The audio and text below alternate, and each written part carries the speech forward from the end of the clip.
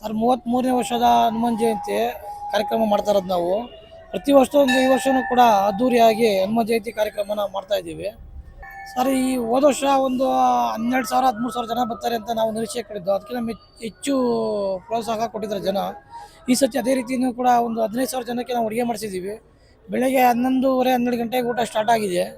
ಇನ್ನೂ ಜನಸಂಖ್ಯೆ ಇನ್ನೂ ಕ್ರೌಡ್ ಹೆಂಗೆ ಇದೆ, ಬೆಳಗ್ಗೆ ಹೆಂಗಿದ್ರು ಅದೇ ರೀತಿಯೇ ಜನಗಳು ಕ್ರೌಡ್ ಆಗಿದ್ದಾರೆ, ಜನ ಜಾಸ್ತಿ ಇದೆ. ಸಂಜೆ 7:30 ತನಕ ಕೂಡ ಅದೇ ರೀತಿ ಜನ ಇರುತ್ತೆ. ಸಂಜೆ ಪಟಾಕಿ ಕಾರ್ಯಕ್ರಮ ಅಂತ ಮಾಡಿದ್ದೀವಿ. ಒಂದು ಮದ್ದು ಬಿರುಸು ಬಾಣ ಬಿಡ್ತಾರೆ ತುಮಕೂರಿನ ಹೆಸರಾಂತ ಒಂದು ಕಾರ್ಯಕ್ರಮ ಐತೆ. ಆ ಕಾರ್ಯಕ್ರಮ ಸಂಜೆ 7:30ಗೆ ಸ್ಟಾರ್ಟ್ ಆಗುತ್ತೆ. ಅದು 1-1:30 ಇರುತ್ತೆ. ಆಮೇಲೆ ಸ್ವಾಮಿಗೆ ಪೂಜೆ ಕಾರ್ಯಕ್ರಮ, ಪ್ರಸಾದ ವಿನಿಯೋಗ ಇರುತ್ತೆ. ಭಕ್ತಾದಿಗಳು ಕೇಳ್ಕೊಳ್ಳೋದಂದರೆ ಭಗವಂತನ ಕೃಪೆಗೆ ಪಾತ್ರರಾಗಿ ನಮಗೂ ಒಳ್ಳೇದಾಗಿದೆ, ನಿಮಗೂ ಒಳ್ಳೇದಾಗುತ್ತೆ ಅಂತ ಎಲ್ಲರೂ ಪ್ರಾರ್ಥಿಸ್ತೇವೆ.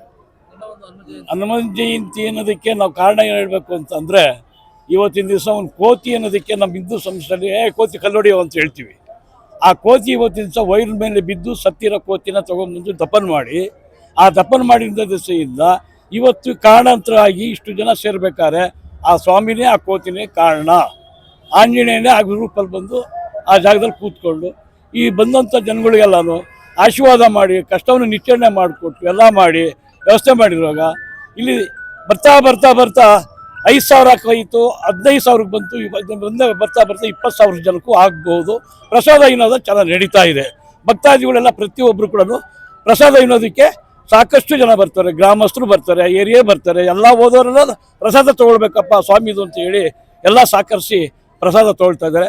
ಸಹಕರಿಸಿ ಇವತ್ತಿನ ದಿವಸ ನಮಗೆ ನಾಗೇಶ್ವರು ಕೂಡ ನಮಗೆ ಆ ದೇವರಿಗಾಗಿ ಸಾಕಷ್ಟು ಅವ್ರು ಮಾಡ್ತಾ ಇದ್ದಾರೆ. ಅವ್ರ ಕುಟುಂಬ ಭಾಳ ಚೆನ್ನಾಗಿರಲಿ ಅಂತೇಳಿ ನಾನು ಭಾವಿಸ್ತಾ ಇದ್ದೀನಿ.